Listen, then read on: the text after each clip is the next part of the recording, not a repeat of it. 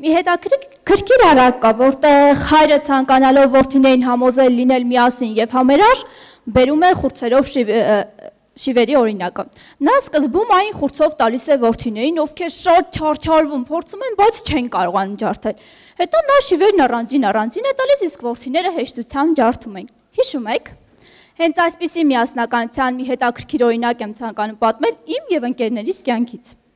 Ալավերդիում երեխաների մի խումբ ունենք կազմված տարածաշրջանի համայնքների դպրոցականներից։ Բարբերաբար հավաքվում ենք, խոսում մեր խնդիրներից, մի մասը լուծում ենք, մի մասի կողքով թաքուն անցնում, հպարտանում մեր ձեռքբերումներով եւ այլն։ Կա մի շատ լավ կազմակերպություն, որ հաճախ մեզ օգնում է երեխաներին վերաբերվող տարբեր հիմնախնդիրներ բացահայտելու հարցում։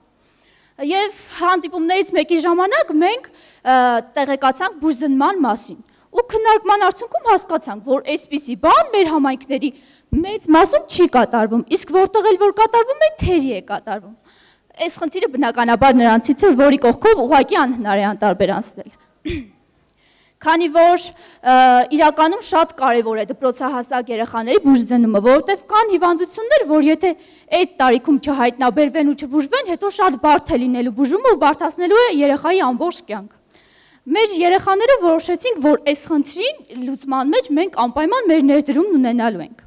Փոքրիկ հետազոտություն անցկացրեցինք համայնքներում, արդյունքները հավաքեցինք միտեղ, իմացանք, թե երբ է լինելու Լոռու մարզպետի առաջիկա այցը Ալավերդի։ Երեխաներով որոշել ենք այս խնդրով անպայման դիմել հենց մարզպետին։ Ճիշտն ասած,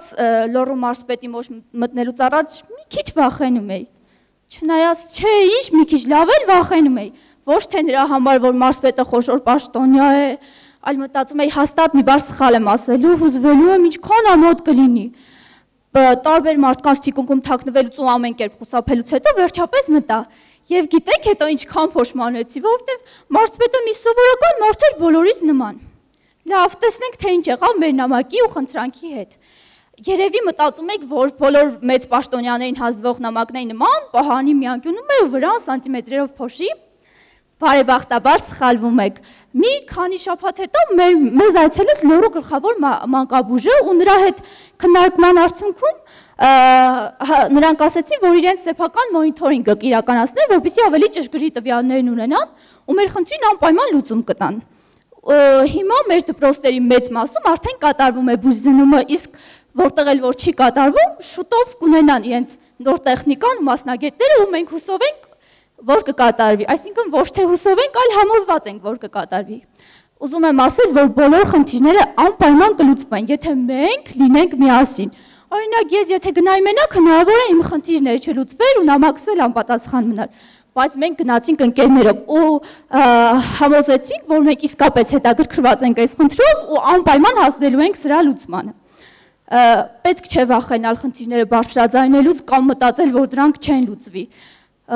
Պետք է ուղղակի հավատալ, պայքարել ու խնդիրները անպայման կլուծվեն։